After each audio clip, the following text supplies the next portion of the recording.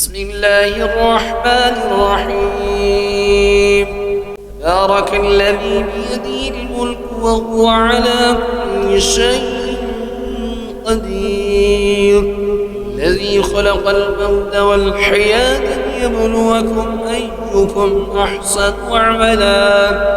وهو العزيز الغفور، الذي خلق 7 سماوات طباقا ما ترى في خلق الرحمن من تفاوت، وارجع البصر هل ترى من فطور، ثم ارجع البصر كرتين ينقلب إليك البصر خاسئا وهو حسير، ولقد زينا السماء الدنيا بمصابيح وجعلناها رجوما للشياطين وأعتدنا لهم عذاب السعير، وللذين كفروا بربهم عذاب جهنم وبئس المصير، إذا ألقوا فيها سمعوا لها شهيقا وهي تفور تكاد تميز من الغيظ، كلما ألقي فيها فوج سألهم خزنتها ألم يأتكم نذير، قالوا بلى قد جاءنا نذير فكذبنا وقلنا ما نزل الله من شيء إن أنتم إلا في ضلال كبير، وقالوا لو كنا نسمع أو نعقل ما كنا في أصحاب السعير،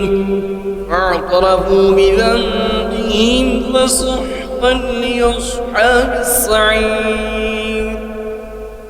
إن الذين يخشون ربهم بالغيب لهم مغفرة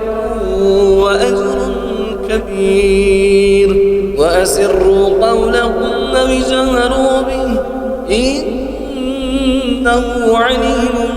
بذات الصدور، ألا يعلم من خلق وهو اللطيف الخبير، هو الذي جعل لكم الأرض ذلولا فامشوا في مناكبها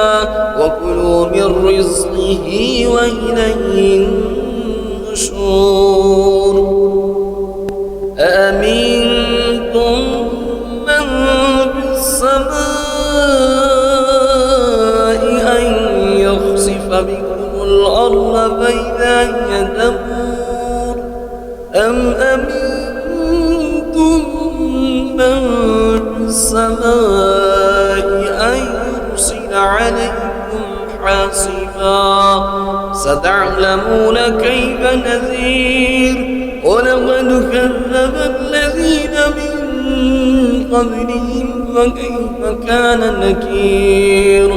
أولم يروا إلى الطير فوقهم صافات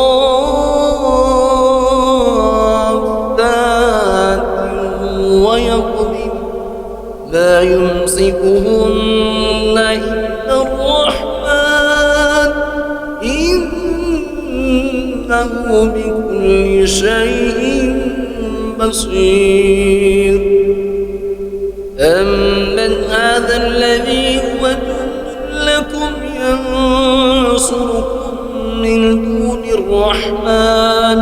إن الكافرون إلا في غرور، أمن هذا الذي يرزقكم إن أمسك رزقه بل لجوا في عتو ونفور، أفمن يمشي مكبا على وجهه أهدى أمن يمشي سويا على صراط مستقيم قل هو الذي أنشأكم وجعل لكم السمع والأبصار والأفئدة قليلا ما تشكرون